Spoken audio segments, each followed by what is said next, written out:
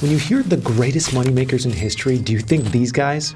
Or maybe the classics? If you did, you'd be wrong. There are secret men and women who went after the American dream, making more money than anyone else, literally.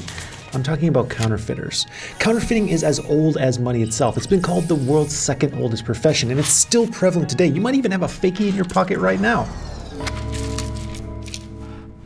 But before we dive in on what's happening nowadays, I'm going to take you on a wild ride through some of the craziest counterfeiters in history. Come with me if you want to live. Counterfeiting became insanely popular in the US for a simple reason. Years before the Revolutionary War, the British North American colonies became the first governments to print paper currency in the Western world. And the reason for paper currency?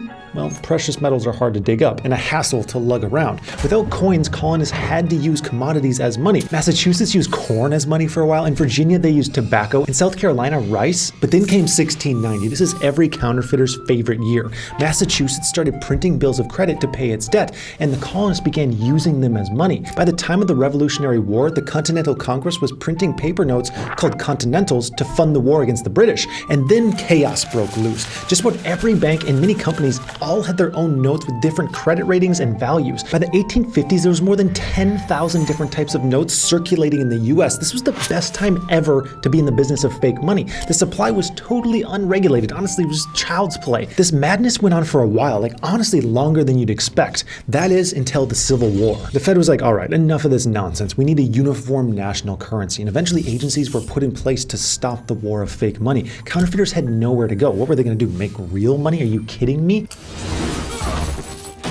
But before we get into that, we need to talk about the heyday. Take Mary Peck Butterworth.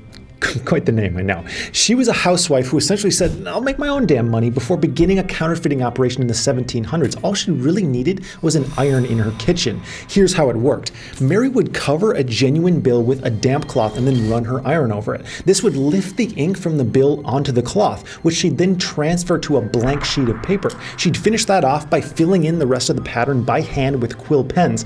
Then she would sell those fake bills for half their face value. That's it. It would work, but it couldn't go on forever. Colonial authorities became suspicious of Mary and her husband around 1722. They stormed into her house searching for any evidence they could find to make a conviction. You can bet she gave that ironing board a suspicious look. Luckily, Mary's plan worked. They couldn't find any evidence. This was the ingenious part of Mary's operation. She'd burned the ink cloths after using them. So when authorities came and busted down the door, they found an iron and some burnt scraps, but the court ultimately dismissed the charges for lack of evidence.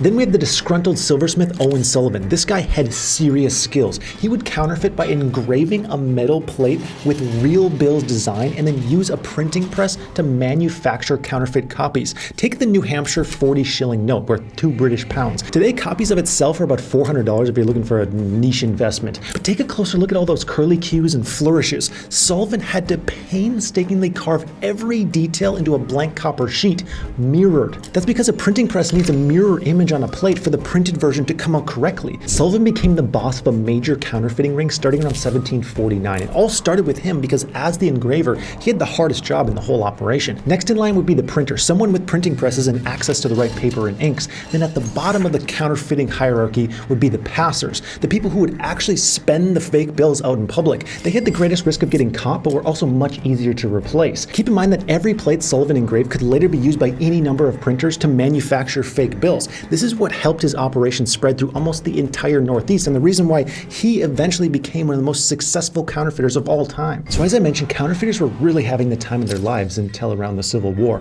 Lincoln got the federal government to consolidate all these different bills into one unified currency. This was the end of the line for easy money makers. They lost their jobs and fake income.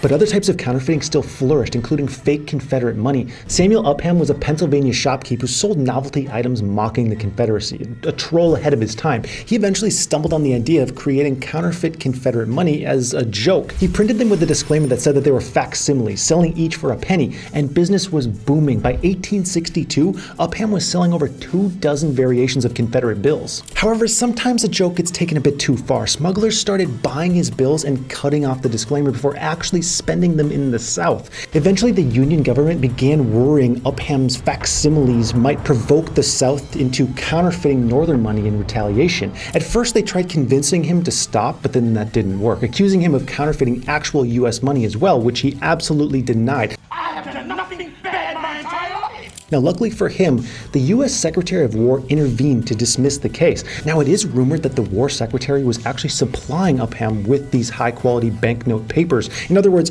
he was deliberately helping Upham in effort to help destabilize the Confederate economy. And the bad news didn't stop there for US counterfeiters, because at the end of the Civil War, a new agency was established, the Secret Service. Now, I know what you might be thinking. End of the Civil War, Lincoln gets assassinated, presidents need more security, boom, Secret Service is born.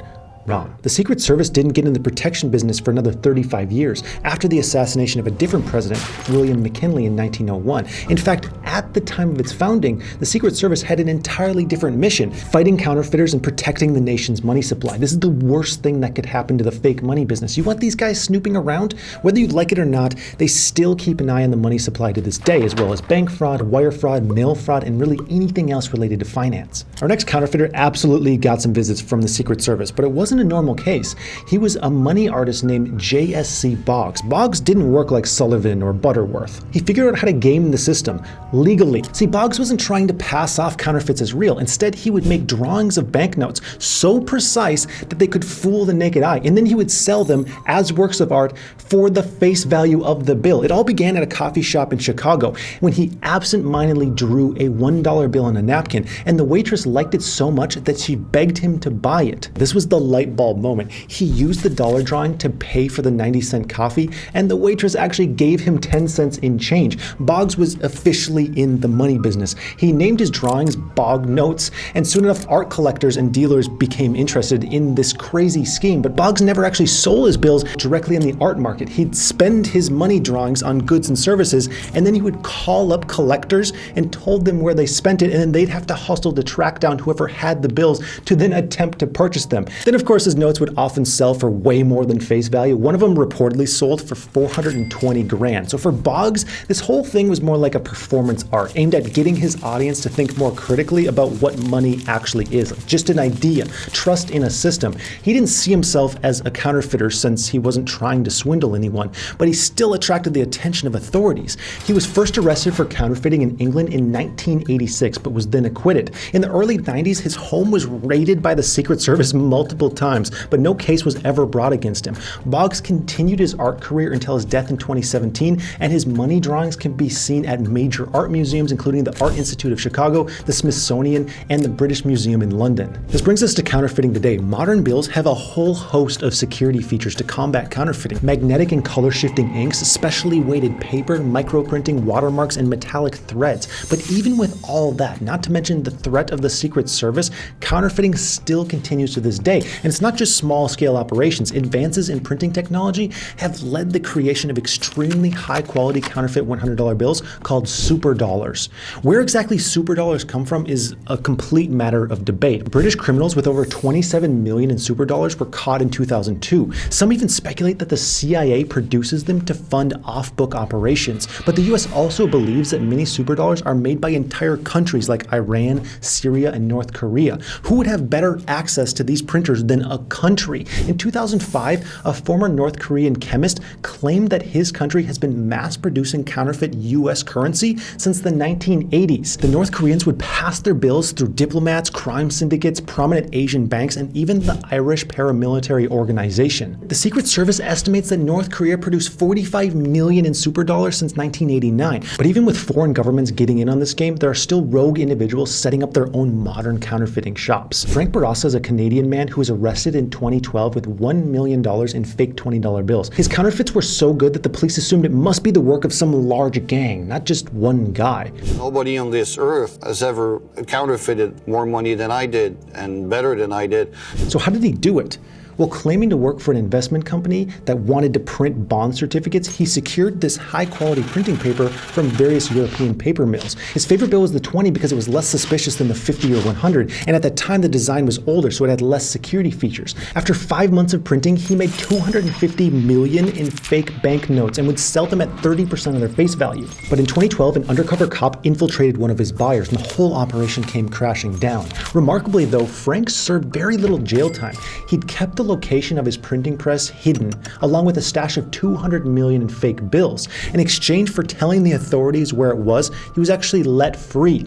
He's now come full circle and currently runs a consulting business for organizations looking to avoid counterfeiters, calling himself the first and foremost validated authority in the counterfeiting world today. There's a simple truth to all of this. As long as there's paper money, there are going to be people trying to counterfeit it. So what does that mean for you? I see that there's two takeaways. First, it just doesn't seem worth it. I kept getting the feeling learning about this that if someone's smart enough to figure out fake dollars, then they're smart enough to just start a legit business and make a lot of money that way. A legit business where you don't have to constantly look over your shoulder for the Secret Service. Second, fake money is everywhere. Billions of dollars worth. If you're a business owner, keep an eye out. And check your wallet right now because there's a chance that you might be carrying one around. I'm pretty sure that this bill right here is fake. This was given to one of my businesses. It has all the security features, but its ink actually smudges, which I've never seen before. Now you might be thinking back to how I said money is just an idea, and I mean it. I go way more in depth on how money actually works in this video. It's one of my favorites of all time.